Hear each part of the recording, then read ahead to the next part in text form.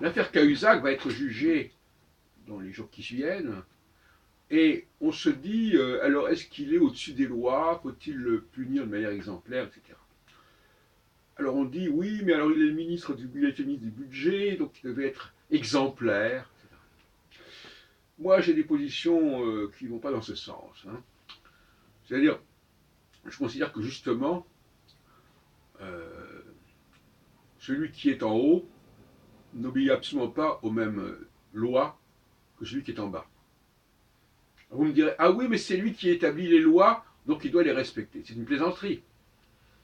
Un entraîneur sur le terrain de football, il fixe un certain nombre de choses dans son équipe, mais il se donne le droit totalement de changer l'équipe, de modifier sa composition, de modifier sa stratégie en cours de route. Donc, s'il y a bien quelqu'un qui a le droit de changer les choses et de ne pas respecter les lois qu'il impose à ceux d'en bas, c'est bien ceux d'en haut. Et le miracle, c'est bien l'infraction, le non-respect des lois. Que quand Jésus, euh, soi-disant, fait des miracles, il enfreint les lois de son Père. Et Moïse aussi. Donc finalement, on voit bien, et c'est vrai dans tous les domaines, le scientifique, est-ce que c'est lui qui maintient la rigidité des lois qui ont été établies, ou qu'il a lui-même établies, ou c'est celui qui est capable de les remettre en question? Donc là, il y a un procès qui est lié à la lutte des classes. Les gens d'en bas font un mauvais procès aux ceux d'en haut. Ils voudraient leur imposer l'éthique qui est la leur à ceux d'en bas, mais qui n'est pas du tout, et qui ne doit surtout pas être l'éthique de ceux d'en haut.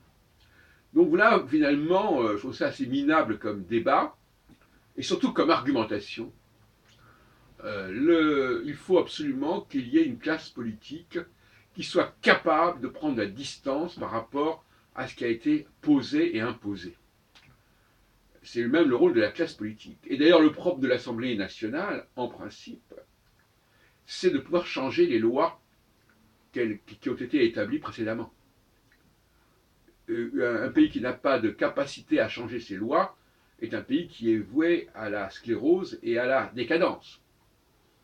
Donc, je crois que là, on voit bien dans ce débat la perte de conscience de la dialectique entre le haut et le bas, entre le maître et l'esclave, même si dans certains domaines comme le domaine sportif, les gens le comprennent très bien, même si dans le domaine scientifique, les gens le comprennent relativement bien aussi, n'est-ce pas? On n'est plus à l'époque de Galilée et du procès de Galilée, mais d'une manière générale, euh, cette façon de dire, voilà, vous établissez des lois, donc vous devez les respecter, c'est une plaisanterie, c'est une bouffonnerie.